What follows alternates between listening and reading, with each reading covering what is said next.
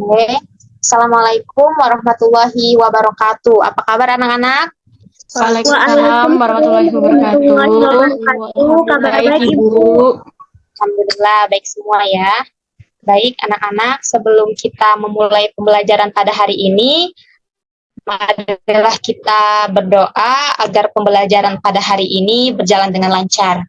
Berdoa dalam hati, mulai.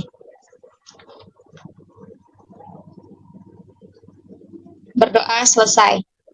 Oke, selanjutnya Ibu akan mengecek kehadiran terlebih dahulu ya. Nova Elisa. Hadir, Ibu. Tah Gracia. Hadir, Ibu. Rahma Novianti. Hadir, Ibu.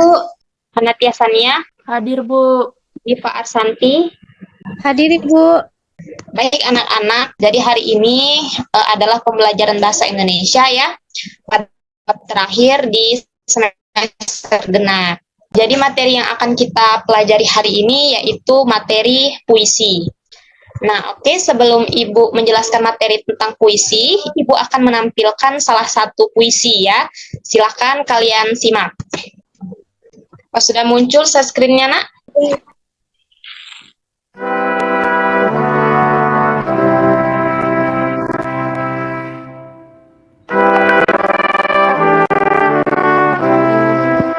Hidupnya tambah sepi, tambah hampa.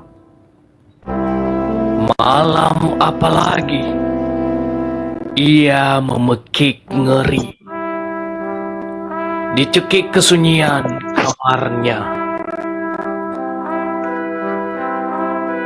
Ia membenci dirinya dari segala yang minta perempuan untuk kawannya. Bahaya dari tiap sudut mendekat juga.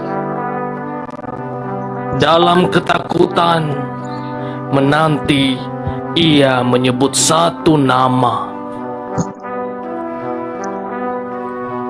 Terkejut ia terduduk. Siapa memanggil itu? Ah, lemah lesu, ia terseduh. Ibu, Ibu. Khairil Anwar. Oke, jelas nggak tadi videonya? Suaranya jelas. Burem ya? Gambarnya burem. Jelas. Nah, jadi tadi adalah salah satu contoh puisi ya yang berjudul sendiri karya Khairil Anwar. Nah, selain puisi tadi, apa kalian pernah nggak nih mendengar atau membaca puisi yang lain? Pernah, Bu, mendengar puisi Rahma. Apa itu judulnya? Apa selain puisi Khairil Anwar yang populer, coba? Judulnya Doa, Bu. Oh, doa. Karya siapa itu? Karya Khairil Anwar. Jadi, sudah tahu ya, puisi itu ada banyak. Oke, jadi hari ini kita akan mengulik atau mempelajari lebih dalam tentang puisi. Yaitu kita akan mengenal unsur-unsur yang membangun sebuah puisi. Ibu share screen dulu ya. Sudah ada, Nak, share screen-nya? Sudah, Bu. Sudah, Ibu. Oke, hari ini kita akan belajar mengenal unsur pembangun puisi. Nah, yang pertama itu kita harus tahu dulu nih ya, untuk apa sih kita mempelajari unsur-unsur pembangun puisi. Jadi diharapkan anak-anak setelah mempelajari pembelajaran pada hari ini, nanti bisa menentukan unsur-unsur pembangun di dalam suatu puisi. Fiksi, ada imaji, ada kata konkret, dan masih banyak lagi yang akan kita pelajari pada hari ini ya. Sebelum kita memahami unsur-unsurnya, kita harus tahu dulu nih, apa sih puisi itu? Berdasarkan pemahaman kalian saja nih, yang pernah kalian pahami. Apa sih puisi itu? Coba yang bisa silahkan raise hand. Rahma, Bu. Rahma. Menurut Rahma apa itu puisi? Baik, menurut Rahma, puisi itu adalah sebuah karya sastra yang berasal dari ungkapan hati dan perasaan penyair sebagai bentuk pengekspresian diri, Bu. Bagus ya, Rahma. Lanjut nih, selain Rahma, siapa lagi yang bisa menjelaskan apa itu pengertian puisi? Silakan Kristen. Saya, Bu. Menurut saya, Bu, puisi itu karya yang bersifat imajinatif, yang tertulis dari pikiran, perasaan, dan Oke, bagus sekali ya. Hebat semuanya. Jawabannya sangat benar dan juga sangat tepat. Oke, jadi dapat kita simpulkan bahwa puisi secara luas itu merupakan suatu karya sastra tertulis di mana isinya merupakan ungkapan perasaan seorang penyair dengan gaya bahasanya sangat ditentukan oleh irama, rima, serta penyusunan lirik dan bait. Sekarang kita sudah paham arti dari puisi, lanjut kita memahami unsur dari puisi. Jadi unsur dari pembangunan puisi itu anak-anak terdiri dari dua, yaitu ada unsur fisik dan ada unsur batin. Nah, unsur pertama yang kita pelajari yaitu unsur fisik puisi ya. Jadi apa sih unsur fisik pembangunan puisi itu, Bu? Unsur fisik pembangunan puisi itu adalah unsur-unsur pembangunan puisi yang dapat dilihat secara langsung melalui bentuk susunan kata-katanya. Lanjut. Nah, ini dia unsur fisik puisi yang akan kita pelajari pada hari ini terdiri dari 6. Yang pertama ada diksi. Coba di sini siapa yang tahu apa itu pengertian diksi? Silakan jelaskan. Saya Ibu. Oke, Nova, silakan. Menurut Nova, ini diksi ini pemilihan kata yang dapat menimbulkan imajinasi estetis. Penyair dalam membuat puisi harus selalu mempertimbangkan diksi agar memberikan kekuatan dan daya magisnya, Ibu. Ya, betul sekali ya. Bahwa diksi adalah pemilihan kata. Nah, diksi itu sangat penting dalam penulisan sebuah puisi. Ibu kasih contoh ya. Misal, pada kata matahari, di dalam puisi itu kita bisa ganti menjadi sang surya. Nah, kemudian pada kata misalnya menggapai cita-cita, itu kita bisa ganti diksinya menjadi menggapai asa. Nah, jadi kan dengan pemilihan diksi tersebut, puisi kita atau puisi yang dibuat itu akan menjadi lebih indah. Jadi walaupun kata-katanya sedikit, tapi bisa mengungkapkan banyak hal. Nah, jadi itu pengertian dan contoh tentang diksi ya. Lanjut kita bahas imaji. Nah, mungkin di sini anak-anak agak sedikit asing ya, atau belum tahu gitu. Apa sih imaji itu? Nah, jadi imaji adalah susunan kata-kata yang dapat mengungkapkan pengalaman indrawi. Contohnya seperti penglihatan, pendengaran, dan perasaan. Biar nggak bingung, Ibu kasih contoh lagi ya. Contohnya itu kita ambil imaji penglihatan atau visual. Misalnya, wajahnya cantik dengan pipi yang merah merona.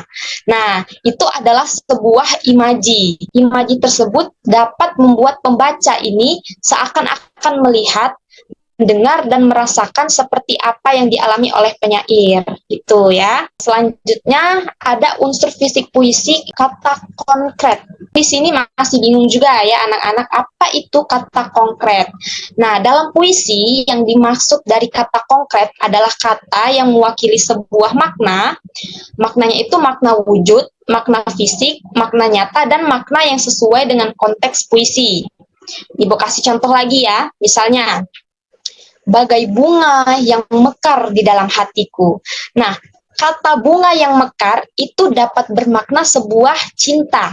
Nah, jadi berdasarkan penulisan puisi, kata bunga yang mekar itu sesuai konteksnya dengan sebuah cinta. Jadi makna dari bagai bunga yang mekar di dalam hatiku itu bisa bermakna bagai cinta yang tumbuh di dalam hatiku, atau bagai cinta yang ada di dalam hatiku. Nah, gimana? Seru nggak belajar tentang puisi? Seru, Ibu.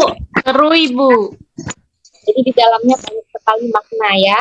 Nah, lanjut nih, masih ada 3 lagi ya unsur fisik dari puisi ini. Yang keempat ada gaya bahasa atau juga bisa disebut majas atau kiasan. Gaya bahasa dalam sastra, dalam puisi, ini digunakan untuk menyampaikan makna atau perasaan melalui penggunaan bahasa yang indah, imajinatif, dan kreatif. Nah, jadi majas itu ada banyak sekali ya. Ibu ambil satu contoh saja. Misalnya ada yang namanya majas hiperbola. Apa sih Bu majas hiperbola itu? Majas hiperbola itu adalah gaya bahasa ya, khususnya di dalam puisi yang sengaja melebih-lebihkan suatu kondisi atau menimbulkan kesan dramatis atau menekankan suatu poin. Misalnya nih, aku menunggumu sampai laut mengering. Nah, kalimat tersebut kan dapat kita dengar ya, itu menunjukkan maknanya itu menunjukkan tingkat kesetiaan seseorang yang sangat tinggi. Walaupun kalimat tersebut secara nyata tidak mungkin terjadi, tapi itulah yang namanya majas hiperbola, yaitu majas yang melebih-lebihkan suatu kondisi. Itu tadi tentang gaya bahasa. Gaya bahasa ini kan sama saja dengan majas ya. Majas ini masih ada banyak lagi ya. Jadi nanti silahkan kalian cari-cari lagi jenis-jenis majas dan contohnya. Masih banyak lagi itu selain majas hiperbola. Nah, kemudian yang kelima, di dalam unsur fisik puisi itu ada yang namanya irama atau irama. Nah, bahasa itu ibu ngetik ya, itu maksudnya rima. Nah, apa sih rima itu? Ya, rima di dalam puisi. Jawab. Nanti ibu kasih coklat. Bu, Oke, siapa itu? Boleh, rima silakan. itu yang kayak akhirannya AB-AB gitu, Bu. Nah, ya betul sekali ya, Natia. Jadi rima itu adalah pengulangan bunyi yang beradanya itu di bagian akhir. Bisa di dalam puisi juga. Nah, jadi kalau zaman dulu biasanya rima dalam puisi itu terikat harus AB-AB. Nah, namun kini banyak puisi yang menggunakan rima bebas tanpa adanya pola tersebut. Nah, jadi itu adalah rima ya. Lalu apa itu rima dengan irama itu beda ya. Kalau irama itu adalah turun, keras, lembut, tinggi, rendah, dan panjang pendeknya intonasi dalam puisi. Apalagi kalau membaca puisi, tiap orang itu biasanya membaca puisi itu terkadang namanya berbeda-beda ya. Nah, bagaimana kita bisa menentukan irama pada puisi? Kita bisa menentukannya dengan tepat, kita menghayati, membaca serta memahami puisi secara terus-menerus. Nah, lanjut yaitu ada unsur fisik puisi tipografi. Dalam puisi, tipografi itu seni pengaturan visual teks puisi yang melibatkan pemilihan jenis ukuran, penempatan, dan tata letak teks untuk menciptakan efek art dan mengekspresikan. Nah, Ibu kasih lihat di sini ada contoh puisi Hujan Bulan Juni karya Sapardi Djoko Damono. Nih, kelihatan nggak anak-anak? Agak di zoom aja ya kalau nggak kelihatan. Kelihatan, Bu. Oke. Nah, di sini kita bisa untuk puisi ya. Nah, jadi tadi kita sudah bahas nih ya tentang unsur fisik puisi. Nanti anak-anak silahkan baca puisi ini ya. Nah, selain unsur fisik puisi, ini di sini juga ada unsur batin puisi. Nah, ini seharusnya unsur batin ya, bukan unsur fisik.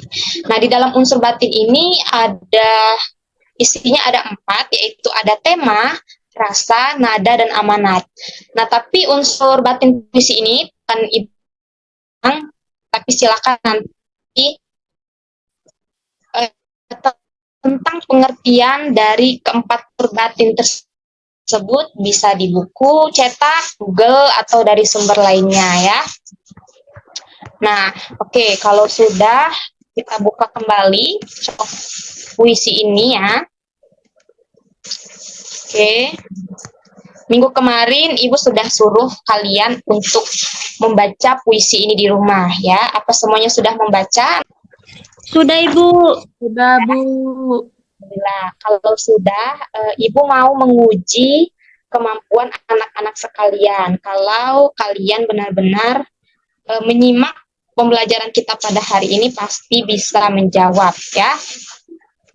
Pertanyaan yang pertama nih, berdasarkan unsur fisik puisi yang sudah kita pelajari, siapa di sini yang bisa menjelaskan makna diksi di barisan pertama ini pada puisi Hujan Bulan Juni ini? Yuk, siapa yang bisa? Saya, Bu. Oh, anak dia ya. Ibu suka sama anak Yen. Kayaknya dia bidangnya memang di bidang puisi ya. Dia sering menjawab loh. Coba, menurut anak dia apa nih? Menurut saya itu pada bagian pertama, Bu, pada lirik yang tak ada yang lebih tabah dari hujan bulan Juni. Karena itu menunjukkan ketabahan seseorang dalam menahan sesuatu, Bu. Kemudian pada hujan dan bulan Juni, dalam musim Indonesia, bulan Juni merupakan musim kemarau. Bisa diibaratkan hujan harus menahan dirinya untuk tidak muncul pada saat musim kemarau. Oke, kali ya. Tepat sekali jawabannya. Bagus, bagus, bagus. Oke, tadi anak Tia sudah menjawab dengan sangat tepat ya. Berarti sudah bisa memahami materi pada hari ini. Oke, pertanyaan yang terakhir nih. Di dalam puisi Hujan Juni ini ya, tentunya ada gaya bahasa atau kiasan. Nah, siapa yang bisa memberikan satu saja contoh? Coba, siapa? Saya, Ibu. Oke, silakan. Bahasanya tuh atau majaz atau kias itu ada dari hujan bulan Juni dibiarkannya yang terucapkan. Nah, di situ ada makna kiasan seolah-olah hujan bulan Juni memiliki kemampuan berbicara dan menyimpan pembicara. Oke, benar sekali ya. Jadi benar sekali adalah memiliki sifat seperti manusia yang bisa berbicara dan menyimpan atau memendam pembicaraannya ya. Benar sekali. Jadi setelah kita membahas tentang unsur pembangunan puisi ya, khususnya unsur fisik puisi, dapat kita simpulkan bahwa puisi itu terdapat dibentuk oleh 6 unsur fisik puisi, yaitu ada apa saja nah? Diksi, imaji, kata konkret, gaya bahasa, atau irama, dan yang terakhir tipografi, Ibu. Tipografi. Oke, semuanya sangat aktif pada hari ini ya. Ibu ucapkan terima kasih sudah selesai pembelajaran kita pada hari ini ya. Bulan Juni karya Sapardi Djoko Damono ini silahkan dipahami lebih mendalam lagi ya, karena Ibu nanti akan memberikan tugas. Kalian silahkan menganalisis puisi ini. Silakan kalian analisis dan mencari unsur fisik dan unsur batin yang ada di dalamnya. Nah, sebelum kalian mencari unsur batin, seperti yang Ibu katakan sebelumnya tadi ya, silahkan kalian cari pengertian yang lebih rinci tentang unsur batinnya terlebih dahulu. Lebih jelasnya, nah, kirimkan soalnya ke grup soal, silakan dikerjakan. Ibu beri waktu 2 jam pengerjaan. Jangan sampai telat mengumpul, oke? Nah, minggu depan kita akan sama-sama mengoreksi hasil dari tugas yang Ibu berikan ke kalian pada hari ini. Baiklah anak-anak, terima kasih atas antusiasnya pada hari ini. Semoga pembelajaran kita pada hari ini bermanfaat dan dapat terus diingat. Amin ya rabbal alamin. Oke, kita cukupkan pembelajaran kita pada hari ini. Terima kasih. Wassalamualaikum warahmatullahi wabarakatuh. Waalaikumsalam warahmatullahi wabarakatuh. Terima kasih, Bu. Terima kasih, Bu. Bu, beng-bengnya dapat nggak, Bu? Mau dong, beng-beng. Waktu offline ya. Beng.